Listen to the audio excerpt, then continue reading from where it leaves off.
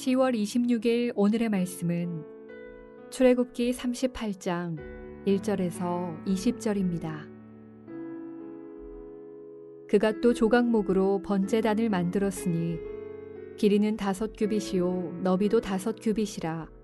네모가 반듯하고 높이는 3규빗이며 그네 모퉁이 위에 그 뿔을 만들되 그 뿔을 제단과 연결하게 하고 제단을 노스로 쌌으며 제단의 모든 기구 곧 통과 부삽과 대야와 고기 갈고리와 불 옮기는 그릇을 다 노스로 만들고 제단을 위하여 놋 그물을 만들어 제단 주위 가장자리 아래에 두되 제단 절반에 오르게 하고 그 놋 그물 네 모퉁이에 채를 꿰 고리 넷을 부어 만들었으며 채를 조각목으로 만들어 놋으로 싸고 제단 양쪽 고리에 그 채를 꿰어 매게 하였으며 제단은 널판으로 속이 비게 만들었더라.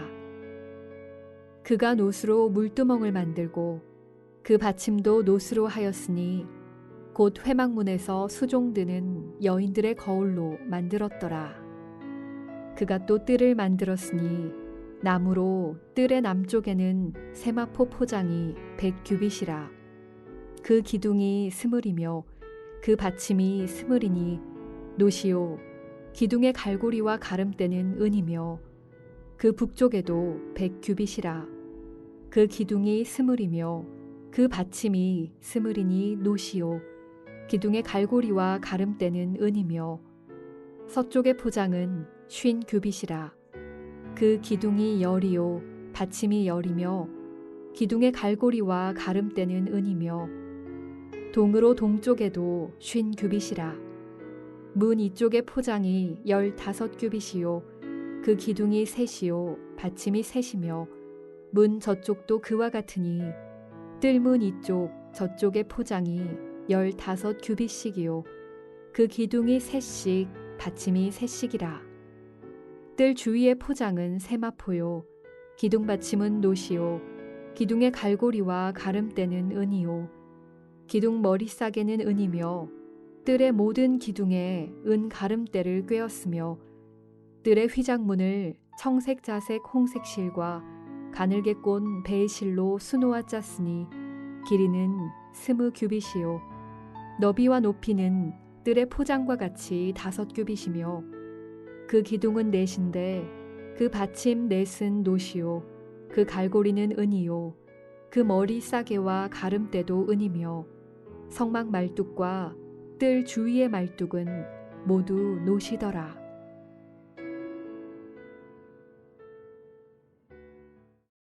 (10월 26일) 화요일 아침 주님 앞에 나오신 여러분을 환영하며 축복합니다. 오늘도 예수 그리스도의 보혈을 의지하여 하나님께 나아가는 여러분, 하나님께 나아갈 때마다 거룩한 삶으로 하나님을 기쁘시게 해드리는 여러분 되시기를 축복합니다.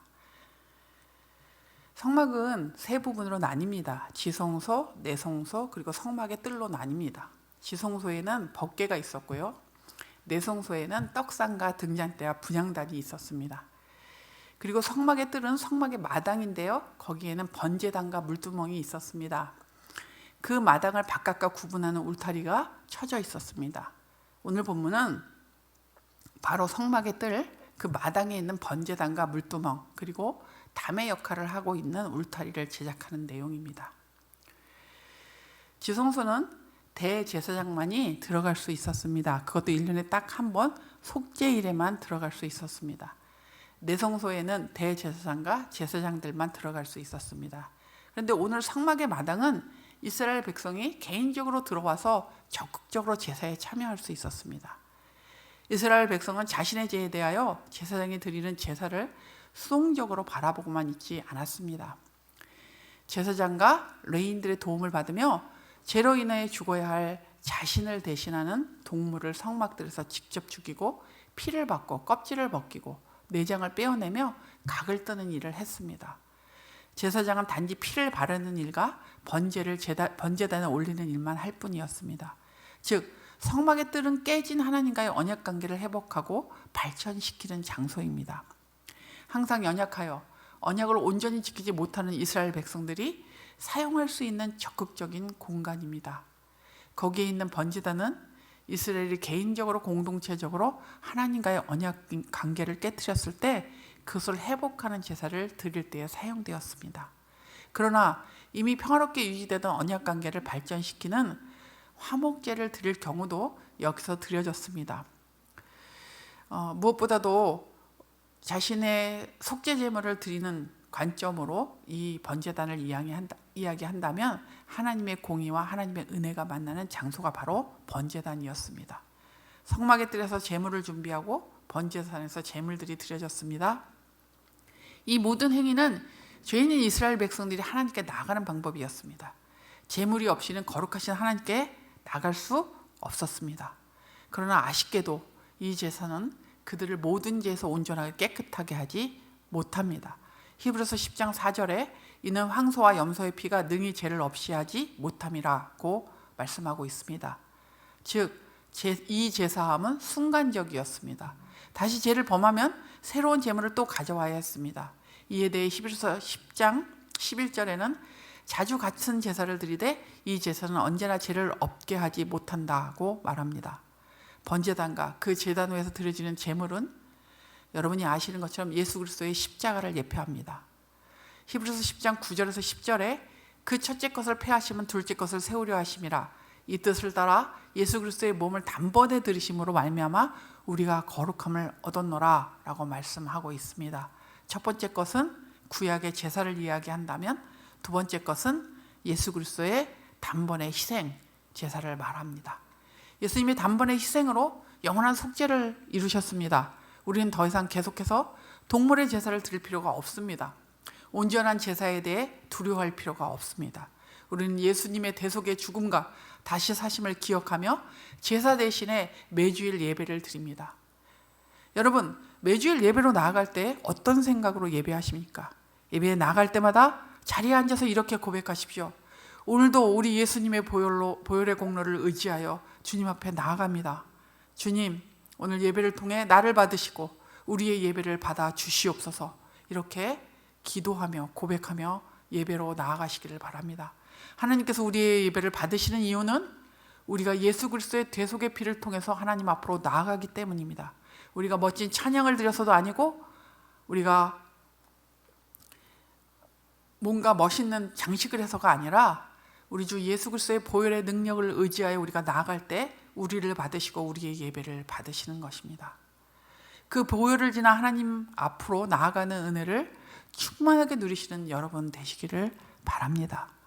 이제 물두멍에 대한 말씀을 잠깐 나누겠습니다. 번제단에서 내성소 쪽으로 향하여 나가면 내성소를 들어가는 그 문 앞에 그 중간에 있는 것이 노소로 된 물두멍입니다. 이 기구의 용도는 아론의 아들 제사장들이 이 물을 사용하여 자신을 정결케 하여 하나님의 진노를 받지 않도록 하는 것이었습니다. 즉 번제단까지는 평민 이스라엘 백성들이 들어올 수 있었으나 물두멍부터는 제사장들에게만 허용된 공간이었습니다. 거룩하신 하나님을 뵙기 위해 대제사장과 제사장들은 정결해야 했습니다. 그런데 여러분, 예수님이 오신 이후에는 누가 제사장입니까?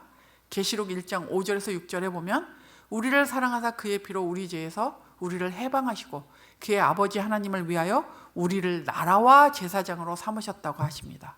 이제는 믿는 자마다 제사장의 직분을 가졌습니다. 믿는 우리는 예수님의 대속의 은혜로 제사장이 되었습니다. 물두멍은 구약의 제사장에게만 중요한 곳이 아니라 우리에게도 중요한 곳입니다. 물두멍은 우리가 날마다 짓는 죄들을 회개하는 행위를 예표합니다.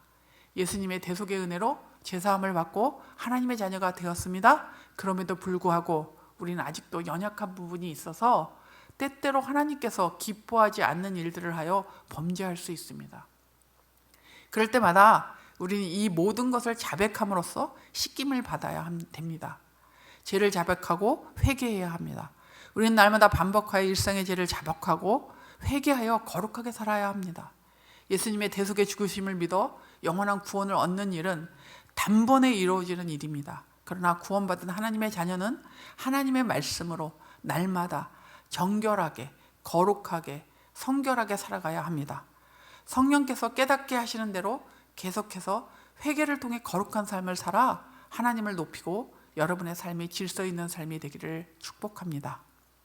오늘 하루도 예수님의 보혈의 은혜를 감사하며 회개를 통해 질서 있는 삶을 사시는 여러분 되시기를 축복합니다. 오늘의 암구호는 예수님의 보혈을 의지하여 하나님께 나아가며 날마다 회개함으로 거룩하게 살라입니다. 예수님의 보혈을 의지하여 하나님께 나아가며 날마다 회개함으로 거룩하게 살라. 오늘 기도하실 때 우리와 우리의 다음 세대들이 거룩한 하나님의 자녀로 대속의 은혜를 누리며 사는 복된 사람들이 되게 해달라고 기도해 주십시오. 이번 토요일 주일 양일간 열리는 내부 컨퍼런스가 24일 청년 세대로를 생각하며 중직자들과 교회 리더들이 다시 한번 하나님께서 우리 교회에 주신 비전과 사명을 확인하고 마음을 같이 하는 시간이 되게 해달라고 여러분 개인 기도 시간에 꼭 기도해 주시기를 부탁드립니다. 함께 기도하겠습니다. 하나님 아버지, 예수님의 대속의 은혜에 감사합니다. 날마다 대속의 은혜를 의지하여 담대히 하나님께 나아갑니다. 그 은혜를 기억하며 구원받은 백성답게 날마다 주님 앞에 회개하며 거룩한 삶을 살아가게 해 주옵소서. 일상의 여러 가지 어려움과 고난 속에서 믿음으로 살지 못하는 우리의 연약함을 불쌍히 여겨 주시옵소서. 오늘도 우리를 도우시는 하나님만 바라봅니다.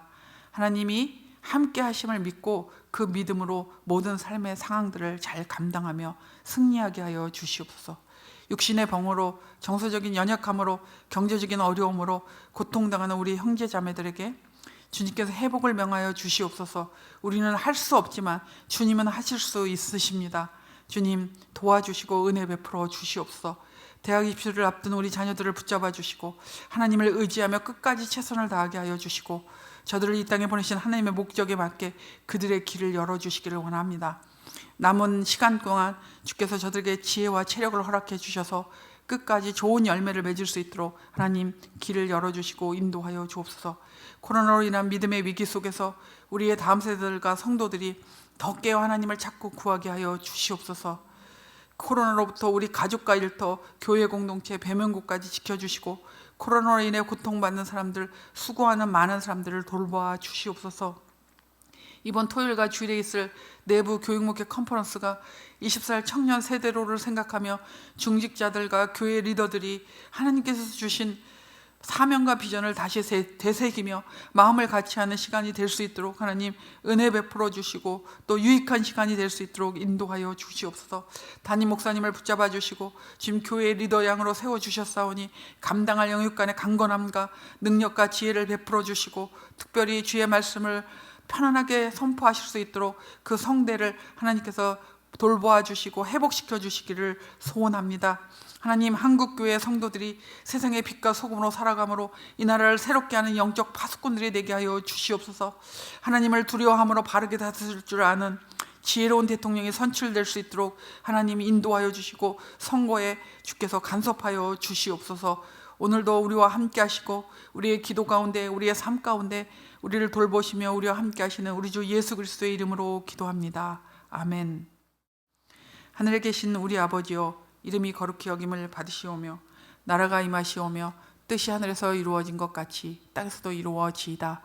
오늘 우리에게 일용할 양식을 주시옵고 우리가 우리에게 죄진 자를 사하여 준 것 같이 우리 죄를 사하여 주시옵고 우리를 시험에 들게 하지 마시옵고 다만 악에서 구하시옵소서.